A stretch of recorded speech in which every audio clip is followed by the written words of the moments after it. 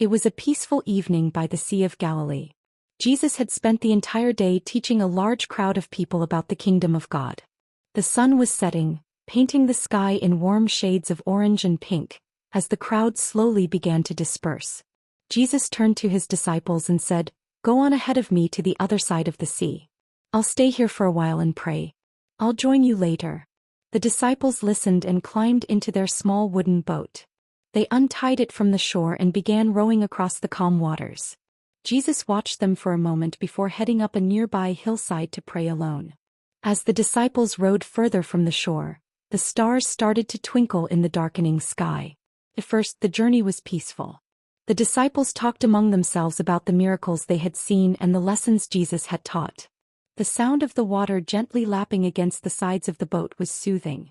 But as the night deepened, a strong wind suddenly began to blow across the sea. Dark clouds moved in, covering the stars, and the once calm waters grew restless. The disciples quickly realized they were in trouble.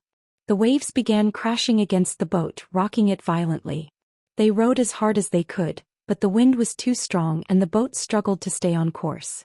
Fear began to creep into their hearts as they battled the storm. Hours passed and the disciples were exhausted. The storm showed no signs of stopping. Then in the early hours of the morning, something extraordinary happened. In the distance they saw a figure walking toward them on the water. At first they were terrified. "It's a ghost," they cried out in fear, clutching each other as the waves tossed their boat. But the figure called out to them in a calm, steady voice. "Take courage. It is I, don't be afraid." The disciples were stunned. Could it really be Jesus? They had seen him do amazing things before, but this, walking on water, was beyond anything they could imagine. Peter, one of the disciples, was the first to speak. "Lord, if it's really you, tell me to come to you on the water." Jesus replied simply, "Come." Peter's heart raced as he stepped to the edge of the boat. His hands shook and the wind whipped his hair, but he trusted Jesus. Slowly he stepped out of the boat and onto the water. To his amazement, he didn't sink. He took a few steps, keeping his eyes fixed on Jesus. But then Peter noticed the wind and the towering waves around him. Doubt began to fill his mind. He felt the water shift beneath his feet and suddenly he began to sink. "Lord, save me!" Peter cried, his voice filled with fear. Immediately, Jesus reached out his hand and caught Peter.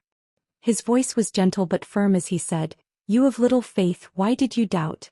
Peter held tightly to Jesus, his heart pounding as they both stood on the water. Together they walked back to the boat and climbed in. The moment they were in the boat, the wind stopped and the sea became perfectly calm. The disciples stared at Jesus in awe. The storm was gone and their hearts were filled with wonder. "Truly you are the Son of God," they said, bowing before him. As the boat continued its journey to the other side of the sea, the disciples reflected on what they had just witnessed. They had learned a powerful lesson about faith. Even when the storms of life feel overwhelming, Jesus is always with us. When we trust him and keep our eyes on him, he will guide us through anything. From that day on, the disciples never forgot how Jesus had walked on the water, calmed the storm, and reached out his hand to save Peter. It was a reminder to always trust in him, no matter how difficult the circumstances might seem.